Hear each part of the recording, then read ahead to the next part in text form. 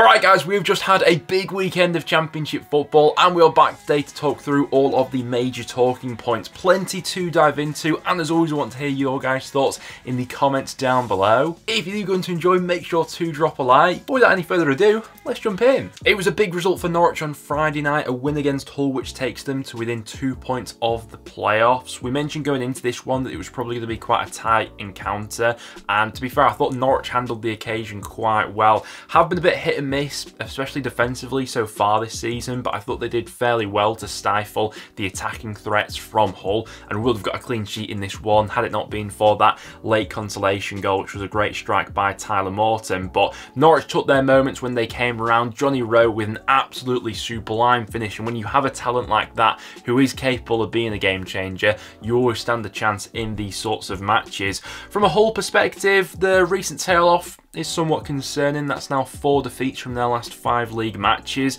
Few glimmers of quality from Carvalho, which I think will be promising going forward, especially when he is fully up to match sharpness within this side. You got Philogene to add back in there as well, but definitely have experienced this tail off from Hull recently. Norwich were able to take advantage of that with a good away performance, defended well, and like I say, took their moments when they came. And then what a game we had going on between Coventry and Leicester. I was back in Coventry to get a point from this one with the good run of form they'd showcased recently, but to grab all 3 points I think is a real statement of intent. To summarise just how good Coventry have been of late, since the 11th of November only Southampton and Leicester have accumulated more points than Coventry have. They're now into the top 6, and with this current run of form don't look like they'll be giving up that spot anytime soon and could go on and build further from this point. Now, a few key decisions in this match certainly influenced things right at the end of the first half, with the penalty being awarded to Leicester and shortly after the Foxes going down to 10 men. Coventry were able to capitalise on that, but where I'd really credit Cov in this game was they played with such an energy where they never quite let Leicester properly settle into this game and play their sort of football. For me right now, Mark Robins' men are one of the most entertaining and eye-catching sides to watch in the Championship. The likes of Vanujic, Sakamoto and Callum O'Hare, all 3 of them were excellent in this game, and all 3 are some of my favourite players to watch in the Championship right now. Obviously, Callum O'Hare with a brace in this one, a huge impact in the second half especially. When you go and produce a performance like that against the runaway leaders, people are going to be, start talking, and we've been mentioning Coventry for quite a while as this dark horse that's slowly creeping up to the top 6. They've got their place in there right now, and like I said, doesn't look like they'll be giving up that spot anytime soon with the football they're playing at the moment. Blues against Swansea certainly delivered from an entertainment point of view. Happy to say that I did correctly predict this one in the preview video. First half especially, I think, was some of the best football we've seen from Birmingham all season. Could have been 2 or 3 up with some of the chances they had in that half, but Swansea really started to grow into this game in the second half, and that's when Birmingham just seemed to lose a little bit of momentum in that time. But a great strike from Jordan James to level this one up in the 95th minute, and I mean, you can see why he's been linked with a big money move in the January transfer window, with Atalanta still circling for his signature. Great strike and way to level it up, and I think that given how Blues had played in that first half especially, definitely deserving of at least a draw in this game, but a frustrating one for Swansea to drop points so late on. Certainly thought we saw a few positive elements from both sides though that each manager will be looking to take forward and into the remainder of the season there. Just what Leeds needed to start off their away campaign for 2024 with a convincing performance against Cardiff and all 3 points. Was fancying Cardiff to get something from this game given Leeds' pretty spotty record on the road so far this season, but when Leeds go 2-0 up after around 30 minutes, they were always going to make it difficult for Cardiff to get back into this game, and honestly probably could have been a little bit more comfortable for the away side, especially if Somerville had tucked away that penalty. Some great football on display though from that forward line. Nice to see how Bamford slotted in to that lineup recently. He's on terrific form right now. Love the way they took their 3rd goal in this game as well. Brilliant little dummy in the build up to that one, and then Rutter taking his time with the finish before finding the bottom corner. Typically speaking, these have been the sort of matches where Leeds have lost a little bit of ground previously in the promotion race, visiting sides away like Cardiff, but important for them to get all 3 points in this game, especially with both Ipswich and Southampton also winning this weekend. We saw Huddersfield against Plymouth ending all square, also managed to quickly call this one in the preview video. It was a nice link-up between Billy Mumba and Morgan Whittaker for the opening one for the away side. That's been a nice partnership all throughout this season. And then Sorba Thomas linking up with Josh Koroma for the Huddersfield equaliser. Both sides going on in the second half with chances. Huddersfield certainly with more opportunities to go on and win this one, but both sides had to settle for a draw in the end. Dare I say it, looking at Huddersfield's upcoming fixtures, I think their next 3 matches are season defining. Their next 3 games being against a badly out of form Blackburn Rovers side and then playing 2 of the sides below them in QPR and Sheffield Wednesday.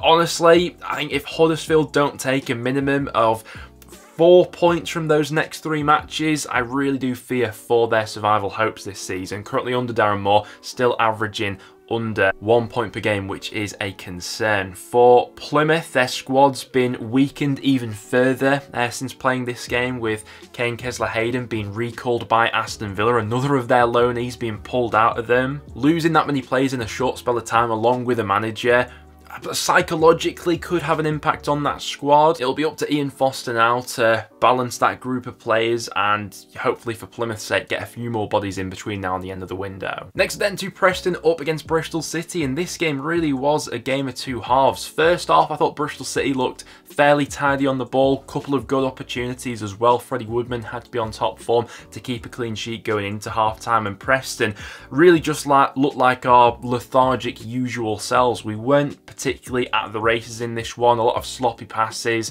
which were being mishit. And going into the second half, I was expecting more of the same, but we were proactive in making 3 changes at half time, and those changes ultimately won us this game, with Mads Frokjær, Will Keane and Emil Riis all coming on. And ultimately, I think that's the sort of system that North End fans want to see at home more than often going forward under Ryan Lowe. In the first half, Osmajic was up front on his own and he was chasing shadows. You know, he had no chance against that Bristol City backline on his own. But Will Keane comes into the equation, and what an impact he has in that second half. Pounces on a mistake for the opening goal. A nice link up between Emil Riis and Will Keane for the second goal, which wins this one for North End. It is a result which does paper over cracks. There's no getting away from that. Across all competitions, it's still just 5 wins from our last 21 matches. And looking at the overall form table, Preston very much are in the lower quartile right now. But if that second half performance is anything to go by, that's what North End fans want to see as the overall template going forward. But those sorts of moments have just been too few and far between of late. Not ideal for North End either, that our next game is against Leeds away, which is going to be really tough. Bristol City, a little bit disappointed. I thought they showed some good flashes in the first half, but second half just didn't react to the changes that Preston made. Steven Schumacher finally got his first away win of the season. After failing to do so with Plymouth, he got a good result here away at Rotherham. It was Lewis Baker's free kick which made the difference between the 2 sides in this one. We mentioned going into it, it was probably going to be a tight affair. In the end, it was just that, but Stoke just having that extra bit of quality to go on and win it. Lovely taken free kick. Last week we spoke about a rumour that was going around with Stoke potentially being open to letting Baker go in January, but off that evidence they'll surely be wanting him to stick around. With the Millers, a little bit disappointed with the lack of attacking intent in this one. There wasn't a great deal of chances for either side in this one, but for Rotherham especially, 3 shots, none on target. Against a side where they definitely had it in them to get a result in this game, but they just didn't put on that sort of performance. And for Stoke, slowly putting the building blocks in place, I think, under Schumacher, and a good result there after all the draws for them recently. Southampton continued on their impressive run with a thumping 4-0 triumph over Sheffield Wednesday. Thought going into this game that this one might have been a little bit tighter given the good form book of Wednesday of late, but I think the levels were really shown in this one. Southampton's home form has been absolutely exquisite of late and nothing changed in this one. Really controlled performance from Russell Martin's men, and important 3 points, especially with Leeds and Ipswich also winning this weekend. Southampton's next 3 matches are all up against bottom half opposition, so I think another good opportunity to carry on this winning run. For Sheffield Wednesday, their survival hopes this season were never going to be determined in an away match against a very good Southampton side. They've now got back-to-back games against Coventry to look forward to, 1 in the league and 1 in the FA Cup. But some big games on the horizon after that for Sheffield Wednesday, when they can look to target games to pick up a few more points. It was a big win for the Baggies over the weekend as they took advantage of a badly out of form Blackburn side. This defeat for Blackburn now means it's 7 defeats from their last 9 championship matches, and I mean some of the goals they gave away in this game, it has been an overriding pattern so far this season. They've just been far too vulnerable at the back, and I think that West Brom sensed that vulnerability within that Blackburn backline and fully managed to capitalise. Rovers now have the worst defensive record in the Championship, having conceded 52 goals so far this season. That's an average of just under 2 goals per game they're conceding right now, and the underlying numbers, especially from a defensive point of view, don't look great for Blackburn right now. They're facing more shots per game than any other Championship side, an average of 16.4. And when you do come up against a competent attacking side like West Brom, who clearly fancied their chances in this game, you're always going to run into difficulties. It is a tricky situation with Rovers because a lot of the time when you experience a run that bad, I think a lot of people will be calling for the manager's head. But from the outside looking in, I'm not sure that'd be the best for Rovers right now. Yes, Jon Dahl Tomasson has made mistakes and perhaps his inability to adapt at times has been Blackburn's undoing, but he is having to work with a lot of factors. But this recent run of results just can't carry on like this for much longer. Millwall were on a good run of form coming into this weekend, and I was fancying them for all 3 points in this one, thinking that Borough potentially might have been a little bit jaded having come off the back of that Chelsea game in midweek, and it was a good start from the home side in this one. Cracking strike by Joe Bryan, had some other chances to go 2-0 in front, but towards the end of that first half, Borough grow back into the game, and in the second half, that's where they really start to take their chances.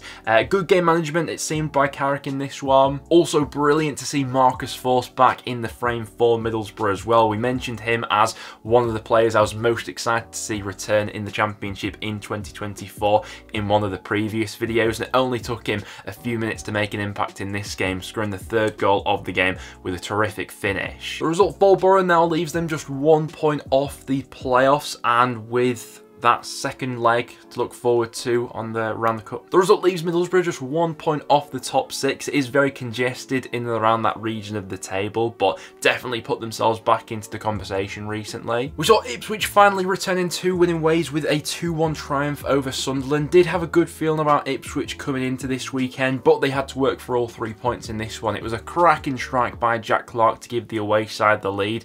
Ipswich do well to get back into this game. Kane Jackson with an equaliser before the half-time mark, and going into the second half, did look like Ipswich were going to be the more likely side to go on and find that winner in the end. It's another assist for Leif Davis, brilliant balling from that left-hand side from the set-piece situation, which Connor Chaplin heads home for all 3 points. Especially with Leeds and Southampton winning this weekend, Ipswich also got a bit of an opportunity to close the gap on Leicester themselves as well. Looked like a good solid debut for Travis in the midfield as well for Ipswich. He slotted in quite well there, I thought. All in all, a good afternoon for the Tractor Boys, especially with that crunch match against Leicester to come next. Then to finish things off, we had Watford beating QPR on Sunday. Now means it's 6 without a win for QPR, 5 of those 6 matches having ended in defeat, and such a frustrating performance given all the chances that the home side had in this game. Ultimately, it's not the best moment for QPR, with this recent run of form coincided with the fact that it doesn't look like they're going to be very active in the January window. After the initial upturn in form under Cifuentes, everything has sort of